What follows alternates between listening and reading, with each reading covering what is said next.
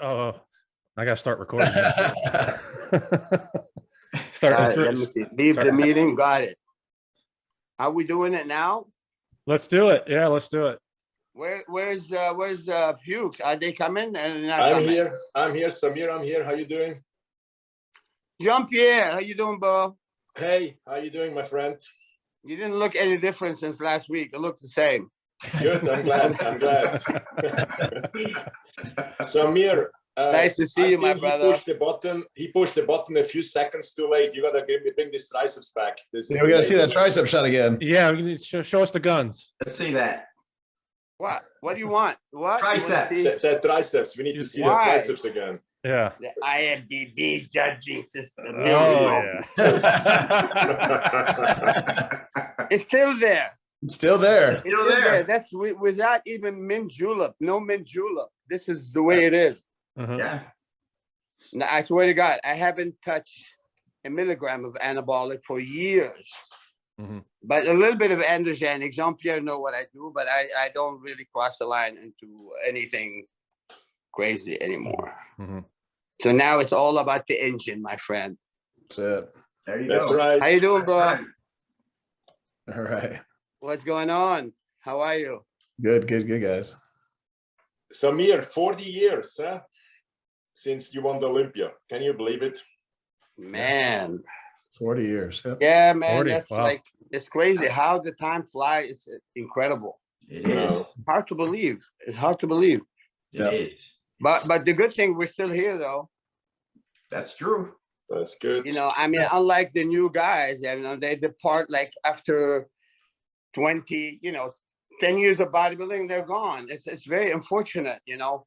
I hope when we do an interview like that, we will mention that part of bodybuilding where we can promote, the health and well-being of bodybuilders, We actually talk about you said that. 42 years. I mean, these guys are not living to 40 these years, Jean-Pierre.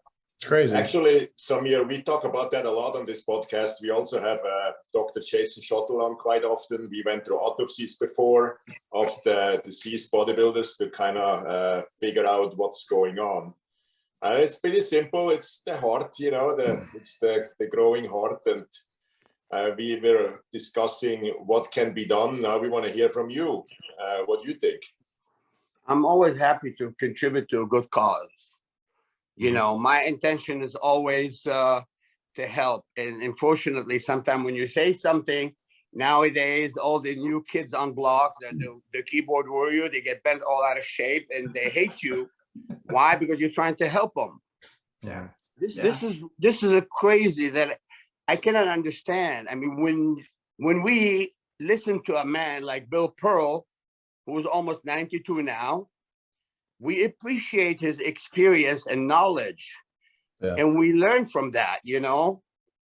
When someone done that for years, for decades, and they are in this age, you actually listen to them. Why? Because they've been there, they've done that, and you have to respect their experience. Yeah, absolutely. And so it's very, very unfortunate. No, these topics should be to really discuss more often. We can't do it enough, really. So, Samir, what you doing workout wise these days? Hold on. Hi, Jesse. What's up? I'm sorry, I didn't really hear the question. My son was saying something to me. What are you doing to stay fit? These days, what do I do? Yes. A little bit of everything. I work with old school. I'm partnered with the SAMIR BANNOUT line right now. I do coaching, I train, and I do small thing here and there, but the most important thing for me is to stay healthy. I'm not after being the richest man in the world. I just want to be healthy and enjoy life. So overall, doing well, thank God. Doing good. Yeah, good. Yeah. That's it. What part of California are you at, Samir? I am about 15 minutes from Santa Monica. Okay. About probably 15, 20 minutes from Gold's Gym. Going north, like towards San Francisco. And I live in an area called Porter Ranch. It's like right on the Ronald Reagan Freeway. I Okay. won 18. Yeah. So Now, have you been there in California the whole time since you've been yes, bodybuilding? yes, I have. Okay. Yes. I came to Michigan in 1975, Mhm. early 75, and I have been in the United States ever since. Okay. See, you could Sure. say I'm passionate. I'm a little bit more passionate than Jean-Pierre. That's the Swiss, you know. We're I'm only slightly- joking. I'm only joking. Listen, I'm joking. I know you love what you do. You guys are all awesome. So you didn't train in Lebanon? Of course I did. I mean, it all started in Lebanon. You know, young kids going to a movie, you see a muscle magazine, and you get into it. Imagine a kid now seeing a picture of Jean-Pierre, and he gets so impressed and say, "Oh, I want to look like that." That was exactly the case with me. I saw a magazine, and you know, it was Arnold on the cover. I said this story a million times before. And, you know, I bought the magazine. I was supposed to go see a movie. I said, forget about the movie. I didn't have enough money to do both. So I picked up the muscle magazine. And That's yeah, great. and then I became a hardcore bodybuilder ever since. And I was probably barely under 17. Mhm. Yes. So when did you become a pro? I became a pro 1979 after I won the universe. Then, you know, when you win universe back then you get your like pro card, not like right now. Every day about 500 people get a pro card, which is crazy. So, you know, automatically, you know, when you win the world championship, the winner of the world championship immediately qualify for the Olympia. Now, I respect that. So, you know, you pick good one for the Olympia. Yeah. And so anyway, yeah, it's kind of a little bit crazy nowadays. Anyhow, we'll keep going. I won't sidetrack now. I listen to Jean-Pierre, what he was saying. Well, yeah, now 1979, let's I turned pro. Let's speak of your Olympias. You were part of the maybe most controversial Olympia in history. So I know Yeah, that it you was the most compete- controversial. And, you know, honestly, I hate to dwell on the negative, but the truth must be told. You know, I'm a big fan of Arnold. Believe me, nobody liked Arnold more than me. No, nobody likes him more. But in Australia, in Sydney, Arnold was off. Mm. He was not the Arnold that I really saw 1 month before. See, I saw Arnold at World Gym prior to the Olympia. Not too many people knew that Arnold was coming back to compete. I knew he was, and I saw him looking really good. He looked really good. I felt like, wow, he's going to come back and take it. But what people don't know, what people not aware of, Arnold probably didn't talk to many people about it. He had a problem with his rotator cuff in his shoulder. So he ended up taking a shot in his shoulder. The doctor gave him cortisone. Yeah. And sometimes certain chemical can really change your chemistry a little bit. So Arnold he kind of retained unusual amount of fluid, okay? So, you know, when you're not full and you're holding water, it looks bad. Mhm. You know what I'm saying? Yep. So Arnold was a little bit softer than usual. He wasn't the same man I saw at World Gym. So, you know, he looked good, but at the Olympia, he wasn't the same Arnold we are accustomed to see. Mhm. So therefore, I mean, you know, it was questionable without a doubt whether he's the top 3 or the top 5. But honestly, I wouldn't have voted for him. As much as I love him. Actually, when I was backstage, I knew I wasn't 100%, and I was really rooting for Arnold. But the bodybuilding in me that tells the truth, no matter who, I don't care. I'm just going to tell the truth. So Arnold was a little bit off, and it wasn't the same Arnold. And therefore, yes, it was controversial, John. Well, I don't know about holding water. I never had that problem. Look, I'm holding water now. Look.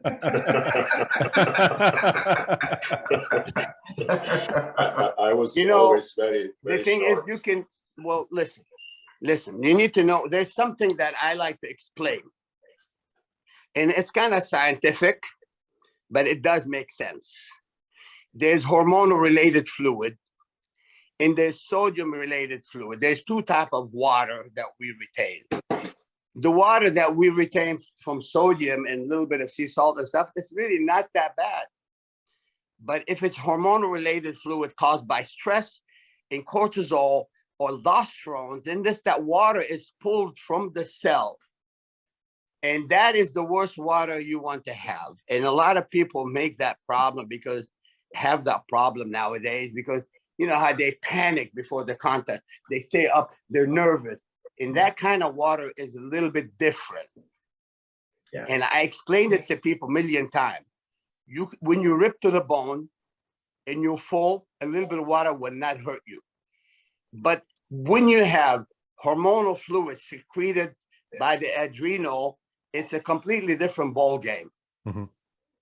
And the sad thing is now, these guys, they have to treat every case the same way. So they have to do stuff to block the adrenal, which is very unsafe, very unsound, because the method is unsound. The method is bad. You can't treat each and every variable the same because every situation has a solution separately. And so, you know, we have poor coaches out there without a doubt. Mm-hmm. 100%, we have at least a majority are not really intelligent enough or experienced enough to analyze. That's why we have guys are dying. Because these coaches are not endocrinologists that actually know exactly how to deal with certain situation. I'm serious, John. What do you think, John? Jean, what do you think? Well, about the water part or the dying part, I mean, there's difference, you know. I mean, the dying part, we talked about many times before. It's the mix of growth hormones and steroids in too high doses over too long time will grow your heart, which makes your heart weaker.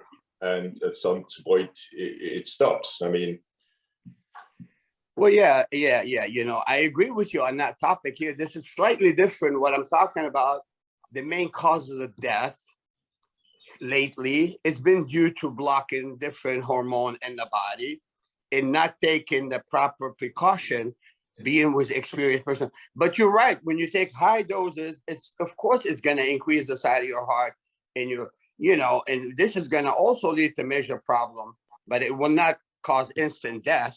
Because we have to look at when did it start that people die so young, you know, because it started in the late 90s, you know. So one of the big differences between you guys and us is the GH.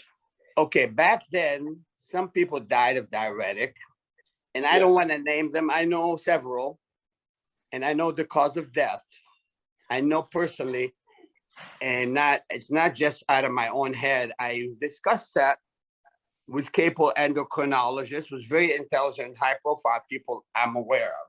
That means I'm friends with, and they agree, because when you do certain things, for example, if I may talk about it, maybe, you know, I don't want to open closed door and let you know, talk as a doctor, but I'm telling you from the amount of experienced endocrinologists that when you block, you know, some guy, I'm not going to name the drugs that's being used, but when you block your adrenal, you block cortisol and you block aldosterone and you block thyroxine and estrogen simultaneously, you are looking for a problem. And if you're not with a qualified endocrinologist, you wouldn't touch that. You shouldn't do it.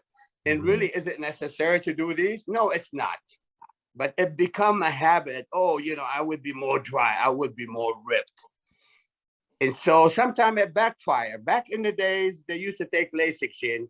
They take Lasix, and sometimes they mistaken the sufficient amount of electrolyte. They don't really take plenty of calcium, magnesium, potassium prior to doing something like Lasix, which is very harsh diuretic. I'm thinking maybe you know, you guys are experienced yourself, And, you know, I witnessed the death of Mohammed bin Aziza. I was there with him. He was hanging out with me, and I'm aware of what he did. Rest in peace. You know, there's a German guy named Hans Sadelmayer. You know who he is? Yeah, absolutely. My friend Christian Janich from Austria was in the same room with him, and he told me what he did. So it was clear the cause of death was dehydration, the wrong dehydration. And now you have guys, and I'm not going to actually name the exact guys now. They died because the wrong dehydration again. Also, there are other issues that causing death, which is the wrong use of insulin.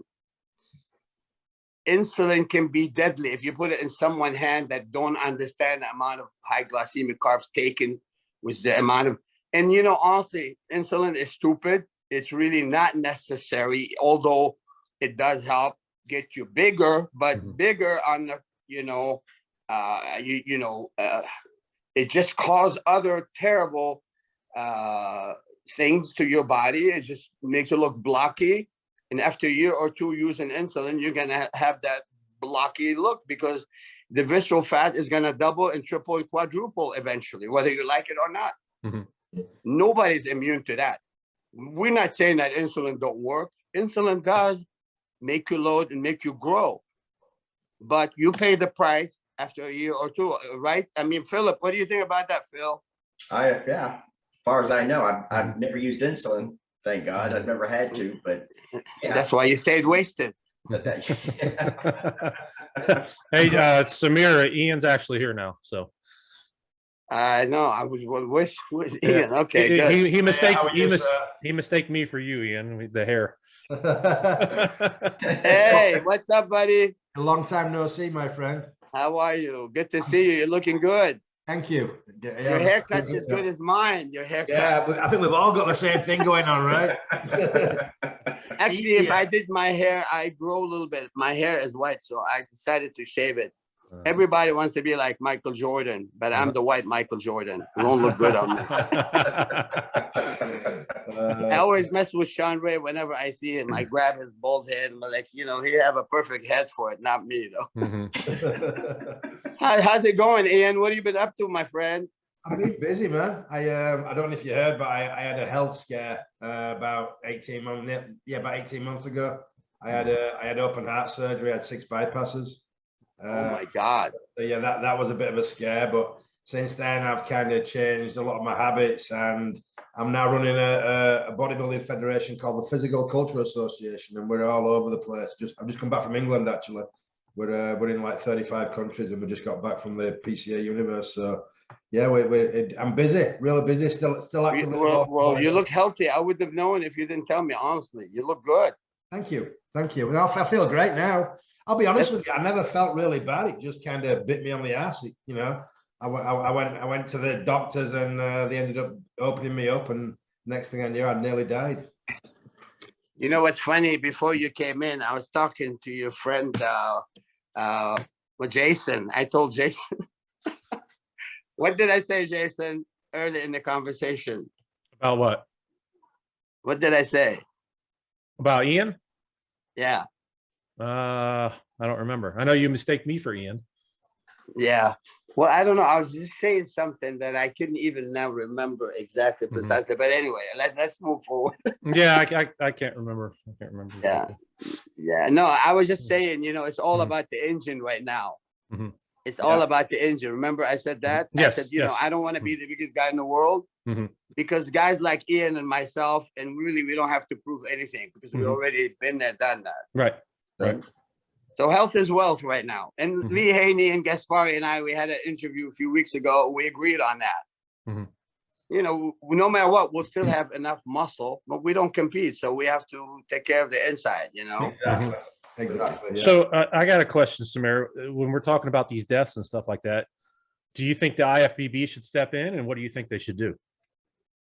Well, I don't know about the IFBB should steps in terms of they cannot control what goes on outside the stage, but I think the IFBB should really pay more attention in judging these guys because, you know, automatically, when you have that looks, come on, you not belong on the stage, my friend. Mhm. You know, bodybuilder not supposed to look like a WWF guy. We're not supposed to look blocky. Mhm. Well, if you're blocky by nature, you have a big hip. I understand that. Mhm. But if you have the tendency to grow tummy, come on. I mean, we really don't want to do it anymore. I mean, I'm looking in the background behind you, Jason, and I see pictures of Frank Zane's vacuum. Mhm. And so this is really not because of Frank is the biggest guy, but really bodybuilders should never be associated with big belly. Mhm. And I think the judges should really be a little bit more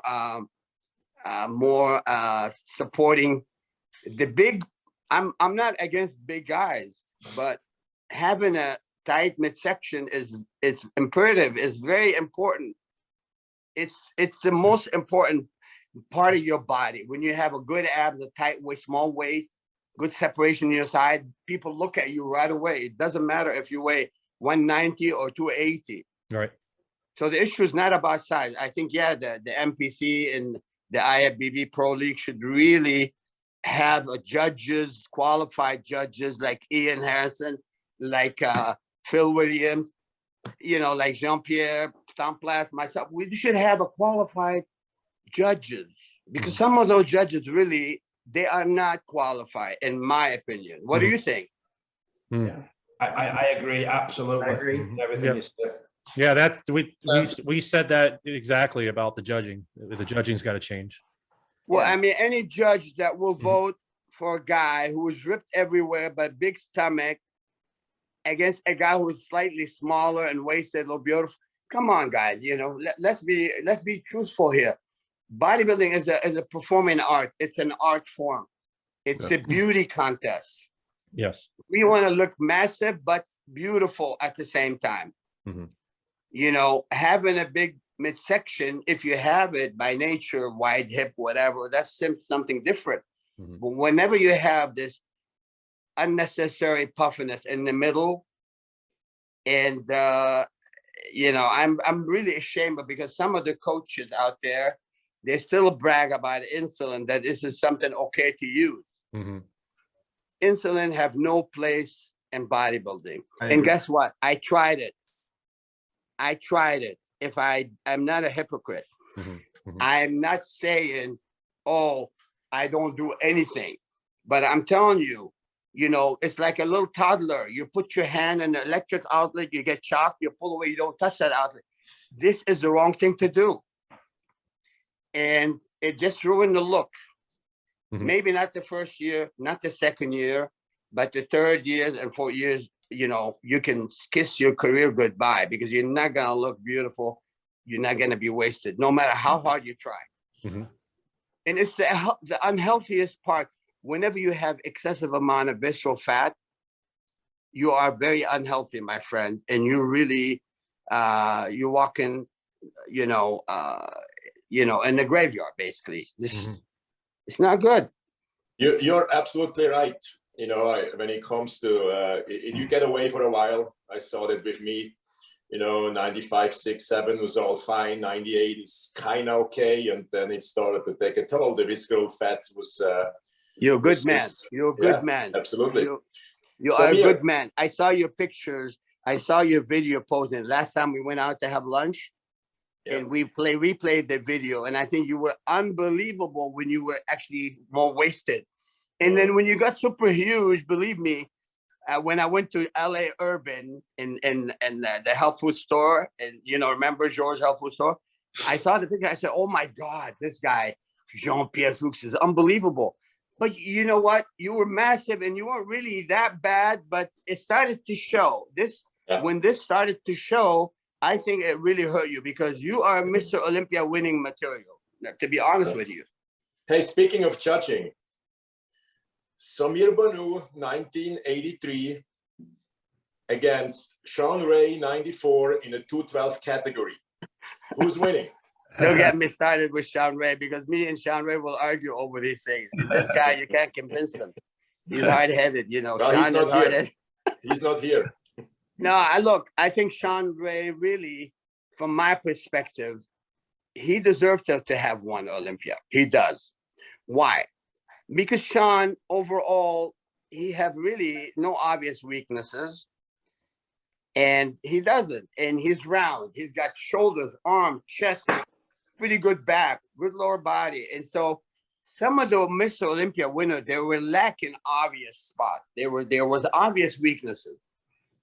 You know, but here's the difference between me and Sean.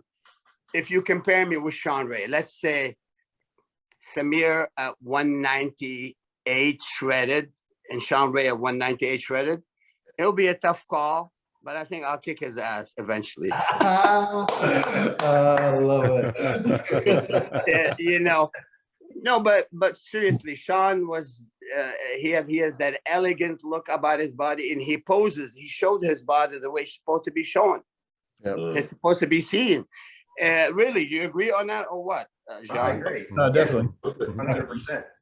Yeah. You know, I really believe he deserved an Olympia. You know, we could say Flex Wheeler was also another guy who deserved the Olympia, but then again, Flex, God bless him, he went a little bit overboard and he really got hurt. And so I think Flex could have been more patient. He would have been imminent Mr. Olympia. I agree. That's true. And so sometimes you rush, you drive on the highway 95 miles an hour, you're taking risks. And so I think Flex Wheeler, who was beautiful, has a great genetic. He rushed too fast. He was driving 150 miles an hour. And so, and then you have to deal with a guy like Ron Coleman, man. Come on, Ron Coleman is an unbelievable bodybuilder. He's like shoulder to waist ratio. The mass and the quality he brought to the stage was very hard to beat. Yeah. And so Flex Wheeler came in at a very difficult time. Same thing with Sean Ray. And, you know, there's so many really, I could say there's so many uncrowned Mr. Olympia that deserve the Mr. Olympia. Look at this. I just got my ticket for my son's graduation. Wow. Hey, you have 1.5 hours. I mean, I have half hours to go. And so, yeah, so you see, I need a ticket to go to the graduation. You see, here we go. There you go. Granada Hills. Yeah, it's Granada Hills. So I said But, John Elway Stadium. Is he from there? yeah, how do you know? John Elway is from Granada. Yeah, Okay. How do you know that? because it was on the ticket. So, No, no, it's not on the ticket. It says John Elway Stadium. What the hell's wrong with me? Let me see. Wait. there you go. Maybe I'm losing my vision. Did it say John Elway Stadium? Wait a minute. Yeah. It did say that. What's wrong with me? I guess you see, you lose a little muscle. You lose. Oh, okay. All right. Wow. Can you believe it? John Elway actually from Granada Hills. And you know what? John Elway actually is, if you go back to his ancestor, he's half Lebanese. He's a pretty much Lebanese guy. Like me. Wow. You go all the way. Yeah. You go all the way. Yeah. He's one of my favorite quarterbacks. He's a great guy. Who gave you the nickname, the Lion of Lebanon? Joe Weider. Joe. Okay. He said, Samir, I'm going to call you the Lion of Lebanon. That's it. And I said, why? He said, well, I think you have a good genetic, and I think you are very passionate. I think you're going to be one of the king one day. I said, Joe, I love you. You're right. You know what's funny is, like, really, Joe Weider was very nice to me. He treated me like his own son. But few things had happened. It's not me. It's not Joe. Some people orchestrated some bullshit. It's very unfortunate. You know, this world is full of evil at times. You know, when you're very good, everybody wants you down. Oh, not everybody. Some people want you down. But anyway, Joe Weider nicknamed me the Lion of Lebanon. Exactly. Yes. Okay. When I came to Southern California. And so Tom Platz and I in Michigan, we always like dreamt about it. It's Samir, what I would love to go to California and work with Joe Weider. That's Tom Platz. And I said, yeah, man, I mean, it would be unbelievable. And so I said, I'm moving to California. And Tom said, I'm moving too. So actually, Tom came to California 1 month before me. Mm. Okay. So And you moved right into Venice, or where did you live at first? I moved right to Santa Monica. The thing is, the first day I spent it at Tom Platt's house. Then I lived with Danny Padilla for 1 month.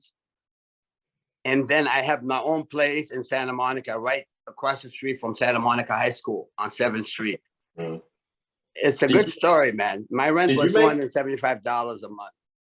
So Hey, how did Samir. you make a living there in the early 80s? How? Yeah. It's Joe Weeder, $500 a week.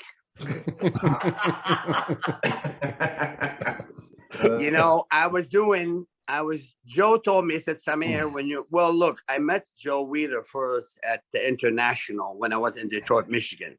Mhm. He said, Samir, son, you have a very good body. And if you come to California, and then you could do a couple of interviews a week. And that give you about $500, but Joe always paid you a little bit late.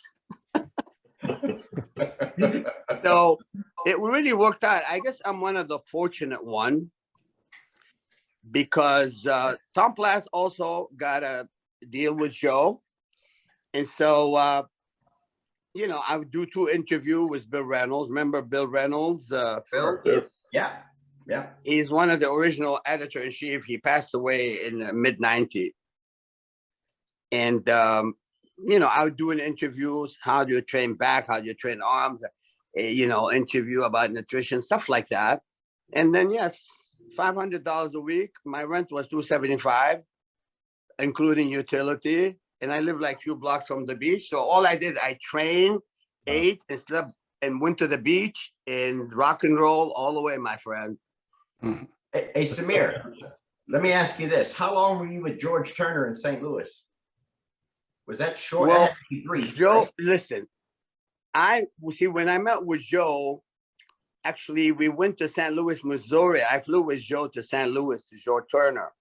And we did a photo shoot at George Turner. So Joe Weeder believed, like, you know, this kid is good. Let's take some photo shoot. So then George, he said, oh, if you want to work for me, I'll pay you, you know. And I said, beautiful, why not? And George was generous, you know. George was generous, except he was crazy, you know. Right, of course. Rest in peace. He's nuts. He was nuts. But he is probably one of the most passionate bodybuilders ever. He loved the game. And so that's what I met you there, didn't I? Yes. I'll tell that story when you have a second. I like to tell this story to these guys because no one's ever heard this. Yeah, well, it's just happened that I trained for the Mr. Universe 1978 in St. Louis, Missouri.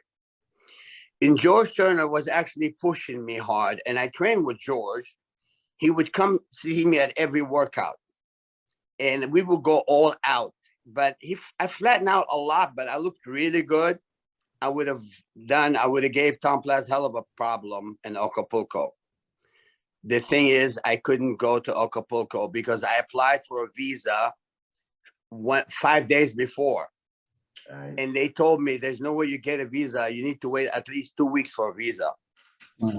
So me and George got pissed off. We got mad at each other. He said, Samir, for God's sake, you can win the universe because of a stupid visa. Yeah. And so, you know, he's crazy. And then, you know, I became crazy too. We got in a fight. And I said, George, rest in peace. F you, forget about you and your gym. I don't give a crap. My goal is to go to Southern California. Right. And then I stayed friends with him. He came and visited me in California after I won the universe because I couldn't go to Acapulco. And I made a promise I will win the universe in Columbus, Ohio in 1979. And I did. Yeah. And Joe Weeder said, I wanted to write an article called I Could, I Did. It's a really true story, guys. I'll tell you the truth, not what you want to hear. Right. And so really, I love the time around Joe Weeder. He's really passionate. And he kind of like me, thought I'm as crazy as him about how much I love the game. He would ask me to go run with him, go to lunch with him at least twice a week. And he was very good to me. Rest in peace. We will never have another man like Joe Weeder because he really is first class, businessman. He loved bodybuilding from the heart. He probably would have freaked out if he'd seen all what's happening in bodybuilding today, but Joe passed away around 2000, late 10 or 11, I think, at the latest. 2000. What year did Joe pass away? 11 or 12? Not sure. Good question. I think I was in his birthday, 2010. I think he died at the end of 2010 or 2011. Not 100% sure. March 23rd, 2013. Actually. Oh, 2013. Yeah. He was 93. He lived a long life. Yeah, that's a long time. Yeah. But without him, really, bodybuilding is not the same. I agree. Yeah. It's not as, I don't know, man. I used to really look forward to read the magazine. Oh, Ever since he is a very creative, super passionate, super passionate. So Betty's still alive, right? I believe so. Yeah. 92, 93, probably. What did you say? Who? What? Betty. I'm sorry, Betty Weeder. She's still alive, correct? Yeah, Betty is alive, and Betty lives about 10 miles this way. Okay. She's not far away from me. Mm-hmm. And I was just talking about that a couple of days ago, driving on Ventura Highway. Then I drove with Joe Wheeler on Ventura Highway. And Joe Wheeler was singing. He's singing the Eagles song, Ventura Highway in the Sunshine. Mm-hmm. And I'm sitting next to Joe in the passenger seat. And says, Ventura Highway. I said, Joe, do me a favor, stick with bodybuilding. Said, I sound good, Samir. Shut up. Hey, Samir. Yeah, man. I want to tell a story real quick, guys. I met Samir in 1977 at the Mr. Missouri, where he guest posed with Danny Padilla. Now, Samir, you may not remember me then. I was only 17. But I remember you. You do? Okay. Look, I take Ginkgo biloba all the time. I'm good. Anyway. Then in 1980, he guest posed at the Mr. Kansas, and I went backstage to talk to him, and I posed for him. In Kansas Samir City. was impressed enough that he asked me to come to California, and you're the reason I came to California. And I was the one who motivated you to come to California. Yes, you did. And I told you, Phil, come to California. Yeah, and I did. And you put me up for about a month in your apartment with you until I found a job and found a place to live. Hey, man, I don't forget any of that. You see, Okay, I didn't forget that Tom Platt, what's his name, Padilla put up with me. But you're a good man. I'm like honored to really have you here because, you're one of the sweetest people in the game. Well, thank you, buddy. Without a doubt. I always want to thank you for doing that for me. Man, I'll do it all over again. There's good people in this game, and they deserve more recognition. You are one of them. Well, thank you, my friend. Without a doubt. You're welcome. So, so bodybuilding need a major facelift, guys. Yeah. Yours, it went wrong somewhere. I mean, when you won the Olympia and the condition you came in, and let's face it, that nobody had heard of a Christmas tree till you came in and won the Olympia that year. That's where Gaspari was the first person with it blokes, and you were the first person with that Christmas tree, and that changed bodybuilding. And somewhere along the line with insulin and other things, it's gone down a road that is not recognizable, and it's a shame because. How much did you weigh when you won the Olympia, Samir? Ian, I got to tell you this before we go to that part. I weighed 196 on stage. That was a good condition. But let me tell you something. At the time, prior to the 82 and 83 Olympia, I was going through a difficult time.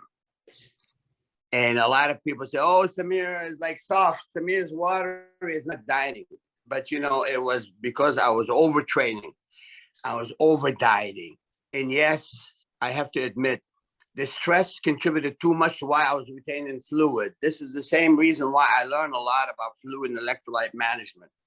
And I know how to deal with hormonal-related fluid and water-related, sodium-related fluid. But so to make the story short, once I learned exactly what to do, I came in 82 and I was confident. Actually, my quality was even better in 82. I came in fourth. I was in Wembley in the UK. Yeah. And, you know, a lot of people felt I was the front runner.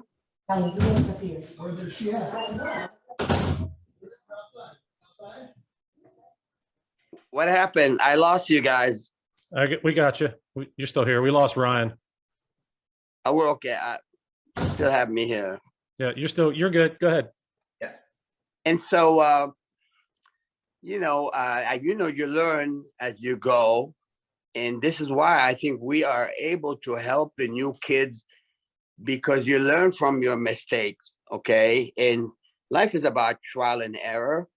And so my issue with water retention was also caused by overtraining and over dieting, et cetera, et cetera. And so everything is manageable in a natural way. And this is what we need to tell these guys. You don't really have to go,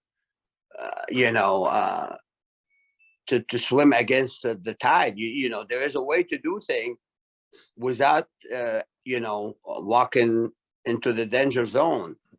I wish I'd have asked you for advice when I was competing, Samir, because I had exactly the same issue. I would literally over diet and overtrain, and I'd end up coming into shows a lot flatter and looking softer than I was 2 weeks prior.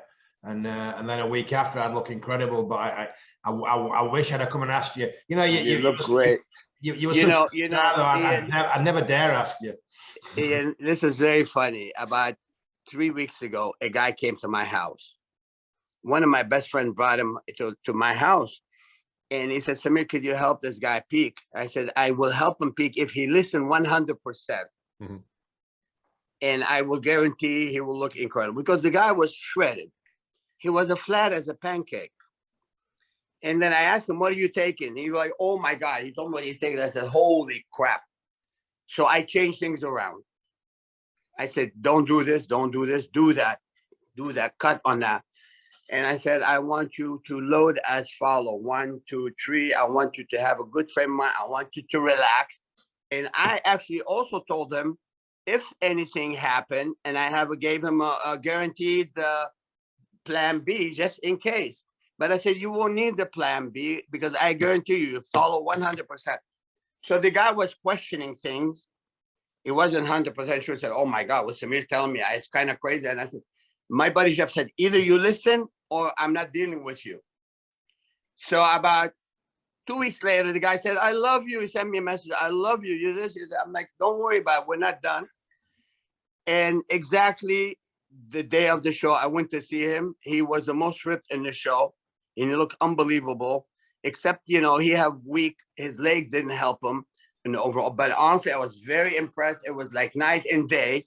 He cut his steroid use in half, and he ate, and he felt, things. He said, Samir, I was worried. I said, don't worry, dude. Just you do it. It's just because we only did this 100 times. So what are you worried about? Oh, don't, so his mom and dad were there. Said, oh my God. He goes, my son never looked this good. And I said, well, yeah, your son he took less drugs than he ever have, etc. But it's all about trial and error. And this is why, I'm not saying, I'm a saint, I don't use. There are things you use, but you have to be rational, and you have to understand that this will backfire, and this is questionable. If it's questionable, don't do it. Mm-hmm. If it's 100% concrete, do it. And if it's safe, do it. So you don't have to rely on drugs. Even if you have to scratch your ass, you have to take something for it. And so this is the problem of bodybuilding now. If someone sneezes, let me take something, I'm sneezing. If you don't understand nutrition and how to control your nerve, how to understand how to deal with electrolyte, it's not a rocket science, my friend. And that's why you saw all the guy back in the days. I believe in what Bill Pearl did, what he did to Dickerson, Tenorino, and Boyer Cole. Mm-hmm. And, he gave me some advice. I actually worked with one of the best biochemists, former founder of Champion Nutrition, one of the best biochemists. He was one of my close buddies. So I was around intelligent people in all area, but really, did I cross the line into the danger zone? Hell no, I wouldn't. I don't give a crap about Sando. My health is first. My health comes first. And, you know, you just need to work with sane people who are sane, who care. You know, most people nowadays, oh, they promise you, I will get you big, I will get you ripped, you know, pay me $5,000. Look, my priority is to help people get healthier and in good condition. I'm not going to tell people to do something that I wouldn't do. And so a lot of time I turn down people because, you know what, dude, you're not going to die on my watch. You overdo things. I run away from the craziness. It really, you don't need to take too much of anything to be good. Probably more, in my opinion, more is less. Yeah. I mean, I'm talking to someone, actually, we were at Venice Beach a couple of days ago, and Phil Williams was there. And, you know, we were talking how much stuff they use in androgen and the amount of testosterone. Oh, my Lord. Oh, my Lord, dude, why? I mean, the amount of testosterone they are taking is good enough for a T-Rex. And you know what? Maybe it's too much for the T-Rex too. I can believe that. And so Yeah. I'm not gonna name. I mean, these people are crazy, dude. You know, it's like they think more is better. But to me, I'm pretty sure Phil didn't do that crazy stuff. No, absolutely not. You know, and Very so simple. Yeah. even if you look at guys like Sean Ray, Sean didn't really OD, did crazy stuff. That's why he's healthy today. He looked good. Yeah. And so we really want to help the kids out there. We're not saying, oh, don't take anything. We're not telling them not to take anything. We're telling them take something necessary. And if it's not necessary, stay away from it. We don't need to take certain products, certain things. It's insane, my friend. And so, you know, this is the reason why people are dying. I don't think steroid to be blamed first, but steroid will hurt you in the long run if you take excessive amount of oral androgen. That will hurt you without a doubt. You know, I mean, speaking of a guy like Paul Grant, and I think Ian Harrison will know who is Paul Grant. Yeah, Welsh. Yeah, I know. Paul Grant, he's from Wales, right? Yeah. And Paul Grant was great. He was in condition. I'm not sure, according to some sources, that Bill wasn't taking a lot of drugs, but he was staying on Dianabol for a long time. And when you take androgenic steroids for a long time, especially oral, you are really playing with fire. So your liver enzyme will go sky high. So you're not absorbing food properly. And then that's also your kidney get affected when you take excessive oral androgenic stuff. And, you know, but that's another topic. We'll leave it to another interview or, you know, time. And so, what I think, man, I think, like when I was saying earlier, your body weight, you were under 200 pounds. Sean Ray wasn't a massive guy on stage, but the looks so, and Phil, you were the same. You were very elusive with the way you look. You weren't a 300-pound guy, but you all looked incredibly huge because of your condition. You had the condition, the small waist. It was an illusion. And I think that's why the IFBB, that's why the MPC, the Pro League, needed judges like Ian Harrison. Yeah, no, that's what I'm saying. No, seriously. No, I know you're a straight shooter. Yeah, I am. But the thing is, the bottom line is the organization need to have experienced judges, experienced people. Ian, you've been in this business for, I don't know, 3-4 decades. Yes. And so when you have someone that experience, it's an honor to have on a judging panel. You don't bring Joe Blow, who doesn't know how to wipe his butt, put him to judge bodybuilding contest. Come on, dude. You know, I mean, if we talk to Jim Maine face to face, I'm telling you, Jimmy is also passionate. But I think sometimes he's just don't want to hurt some of those guys to lose their job. But dude, at the end of the day, the health and well-being of the sport is more important than having, you know, you have someone that doesn't make the right call. I think a lot of these coaches are encouraging, like you said, people to use insulin and massive amounts of testosterone to get that huge look. But they don't understand it's not just about how big you are. It's a combination of your conditioning, your waistline, and your size. And you looked incredible. You're Phil, you're the same. Sean Ray, the same. You look monstrously huge with no flaws. Well, look at Lee Haney. Lee Haney, for example. Lee was 250 pounds, a little over 250, but his waist was barely 30 inches, bro. And so, you know, when a guy like Lee Haney is wasted with the wide shoulder he has, and that's why Lee won so many titles. He came in shape. And so are we against the big guys? Hell no, we're not. Yeah. And the funny thing is, I tell people, don't tell me Sergio Oliva wasn't big enough. Sergio was one of the biggest ever. And his waist was the same size as his arm. So did he use the stuff that we are talking about that is not helping? He didn't. None of it. None of that. And look at Arnold. Even Arnold, in his own words, he used to give me advice on some of the things. And if I tell you that Arnold hardly used too much, and people don't believe it. And he was big, right? Don't tell me Arnold wasn't big. Sergio Oliva. These guys have lots of muscle. I mean, and nowadays, you see this guy, they tell you I weigh 300 pounds, but they have about 25 pounds of visceral fat inside their tummy. But yeah, they are big. You know, Ian, when you take insulin with every meal and you take tons of high glycemic carbs to accommodate the insulin use, and you get that fullness. So it's natural. You're going to have a big shoulder. You're going to have fuller chest.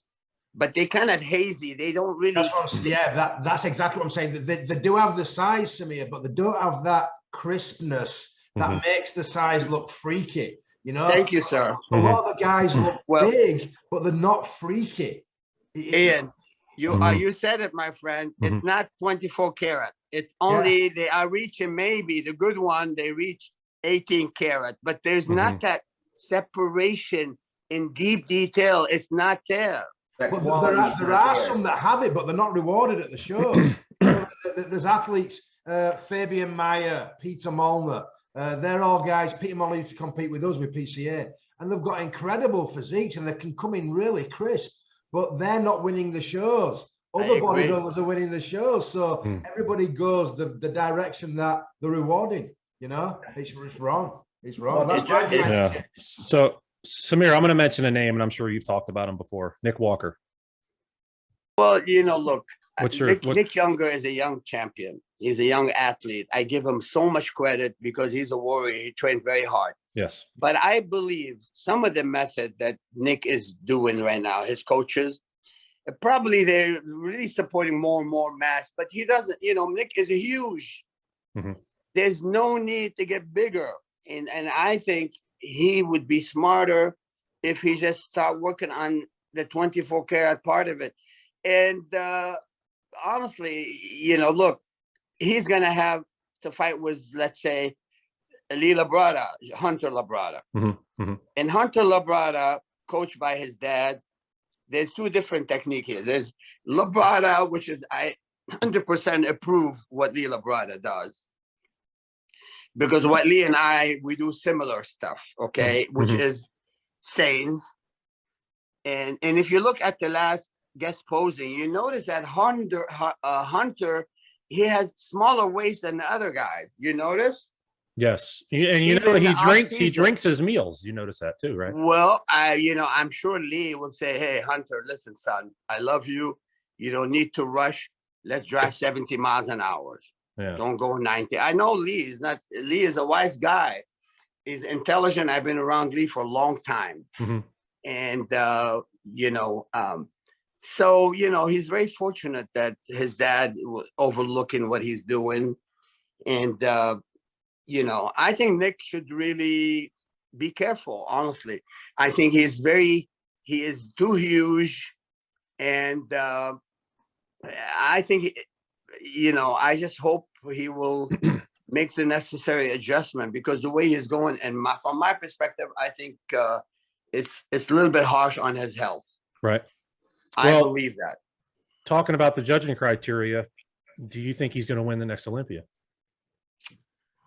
Well, look, remember Hadi Chopin? Mhm. I think Hadi a couple years ago, he would have taken the contest. Mhm. Let's say Hadi is good. Let's say, you know, with all due respect, I love Rami. Rami is a friend of mine. Mhm. He's a wonderful person, Mhm. but also Rami should also focus on the 24 karat style of bodybuilding. You know, if you look at what's his name, the runner-up last year, Brandon. huh? Brandon Curry. Brandon. Yeah, Brandon. Look, Brandon have a beautiful body, but Brandon, if Brandon come in polished, it's gonna be very hard to beat. He need to be shredded, like Ian was saying. He need to be like onion skin, Hmm. and I think he need to really work a little bit more on his hamstrings and calves, a little bit more, because his upper thighs were very good, but the bottom part around his knees from the back, he needed to get a slightly bigger. But really, I'm in favor of physique, like his physique is really good. Hmm. He just needed that additional improvement on the bottom and the quality, and I think he'll take it. So it's very hard to say sometimes, Phil. You know, it's very hard. When you see them all up in front of you, and Mhm. look, I think Lee and Hunter will do a good job, and I'm sure he'll be in the winner's circle. Probably make at least the top 4, in my opinion, maybe the top 3. He's capable of. Let's see. I mean, Hunter quality was good, but it could have been better yet. Mhm. Yeah. And so, I Hadi think when Chopin always comes in shredded, you know. When we speak of crisp, the way we remember you, I think right now there's really only 2 guys in the top 10, which brings sometimes that crispness, and that's Hadi. And Brandon sometimes, but he has weaknesses, like you say. And then there is the Dutch guy. What's his name? The Dutch guy. The Dutch guy, the Netherlands guy. Oh, Yeah, I can't remember his name.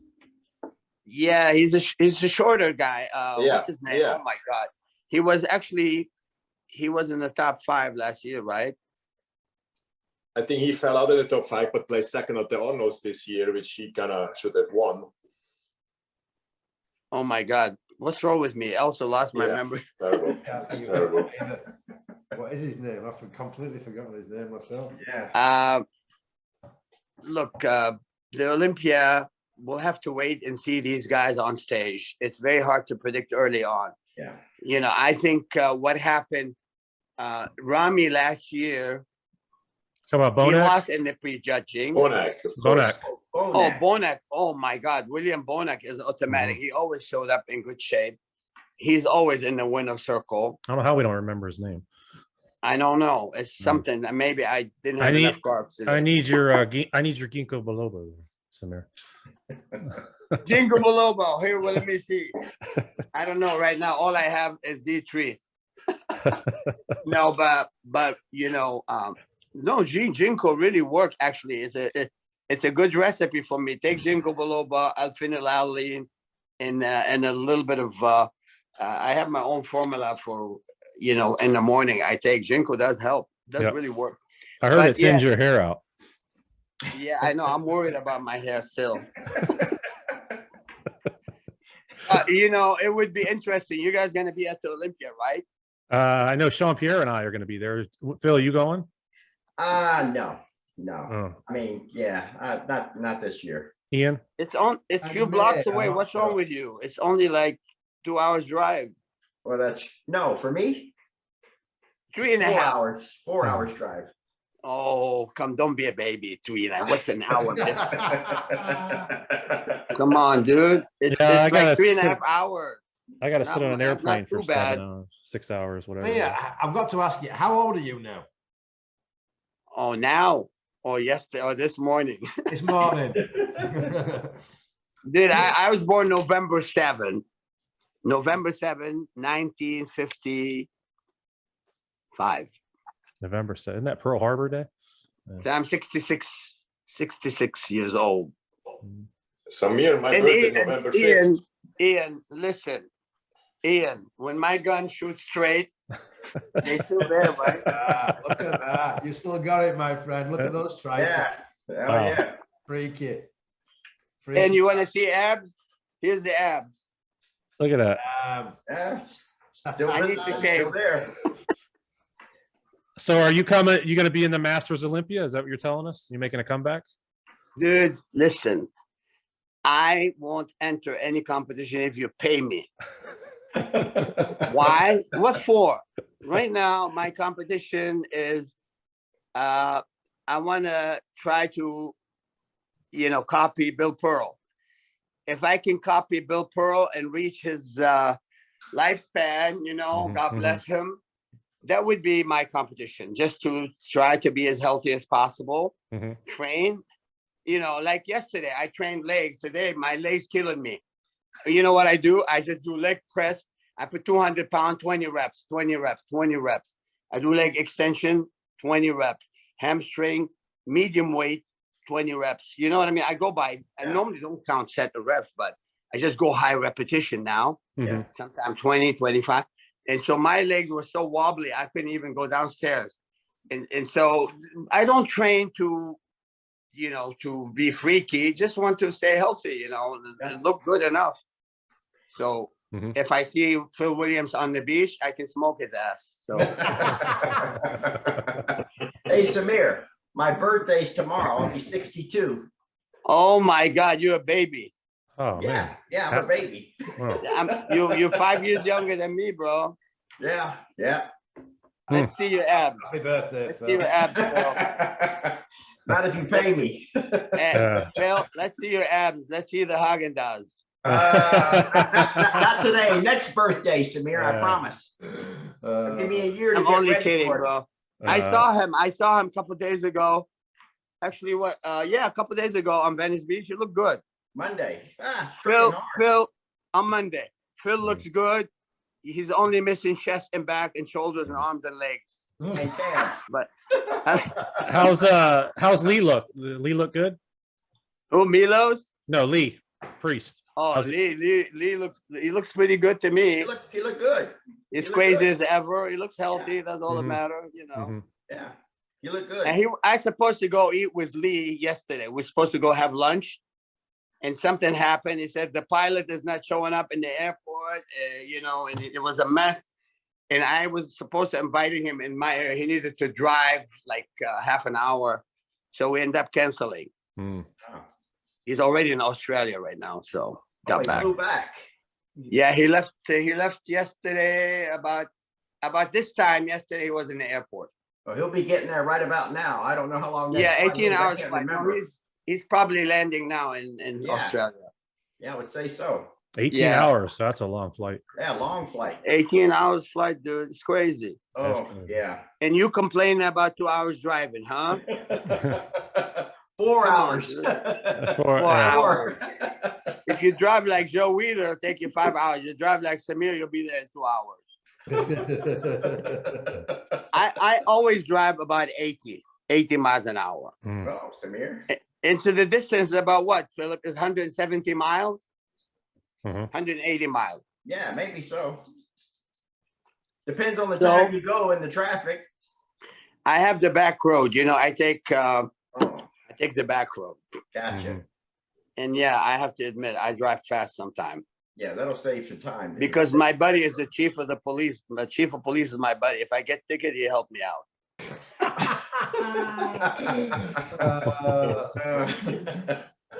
No, but no, really, I don't break the rule. I don't go crazy fast. I would love to drive like on the Autobahn in Germany where you can go 120, 140. Not here, man. If you go over 100, you lose your driver license. So Yes. Come to Florida. Everybody drives like that. yeah, Oh, yeah. On the interstate. they drive that fast. On the interstate. Yeah, they drive really fast. Wow. I think they do in LA on the 405. If you get down there. Oh, yeah. When it's not backed up. Yeah. Oh, that's crazy. I man. mean, you're taking a risk, though. You're taking a risk. I used to drive fast. back in the days, I used to, I lived in Westwood, so I drive from Santa Monica to Westwood at time, and I drive on the 10 to the 405. I go up close to 130 miles an hour, and that's automatically you lose the license here in America. 130, yeah. Yeah, 130 miles on the Highway 10. It's only like 3-4 miles from the 10 to the 405, and that's it. But anyway, my brother, let's do that again. I want to apologize because I have to appear at my son's graduation. Going That's okay. to John Elway Field. John Elway, your buddy. John Elway Stadium. Yeah. Yeah. But believe me, I don't get enough being around you guys with Ian and Jean-Pierre. Anytime. We'd love to have you. And you, my man, really a great meeting you here. The same. And Same. Yeah, I look forward to seeing you again. Thank you again. hopefully we'll see you at the Olympia then. I will be there. Samir, when you come to Palm Springs? Anytime you invite me. All right. I'm inviting you right now. Palm Springs is easy to go, but if you say, Samir, let's go have lunch in Palm Springs, I'll go and hang out. But probably be good to spend the night in Palm Springs instead of like going all the way there and come back. Absolutely. We'll do that. When Sean comes, he stays at the Ritz-Carlton. It's beautiful up there in Rancho Mirage, and we meet for breakfast there. It's a beautiful place up there. You know what? Palm Springs is cool. I bet you the temperature is pretty hot right now, isn't it? Yeah, it's 105. Look, 105? I'm going to show you Southern California, guys. Look. They were working here. This is my beach right here, man. Oh, there you go. Nice. Yeah, there you go. They're working on my roof. And we were having a, what do you call them? Solar. They were working on them earlier today. Solar panels. But it's always good to be in Southern California. Well, whenever you want, John, I will drive down to Palm Springs and hang out with you. Yeah. Frost is coming back. Frost is coming back in a couple of weeks. You know, he's in Switzerland. That would be cool. We'll all go get a good workout together. Yeah. That sounds good. Good. Great seeing you again, Samir. Really good to speak to you again, my friend. Ian, wonderful seeing you, my friend. You're looking good. Thank You're looking healthy, and thank God for that. So Thank you. thanks, As always. All right. Wonderful. Thank you, Samir. All right. Thank you, Samir. Great having you, Samir. My pleasure. Phil, we'll All right. see you soon, okay? We're going to get together. Hey, you're just down the road like 20 minutes from me. I'm in Ventura. But, you know, the thing is with you, you don't want to drive more than 5 minutes. I thought it was 2 hours. Yeah. Oh, well. Yeah. 2 hours is his max. Yeah, we'll get together. Ian, you in Florida, if you were here, I would invite you, but we'll see you at the Olympia, guys, willing. Awesome. I'll keep bugging Ian. I'll make sure he goes. Good. Thank you so much for having me. Thank you. Thank you, Samir. Yeah. All right. Have a good night. Bye. Thank you.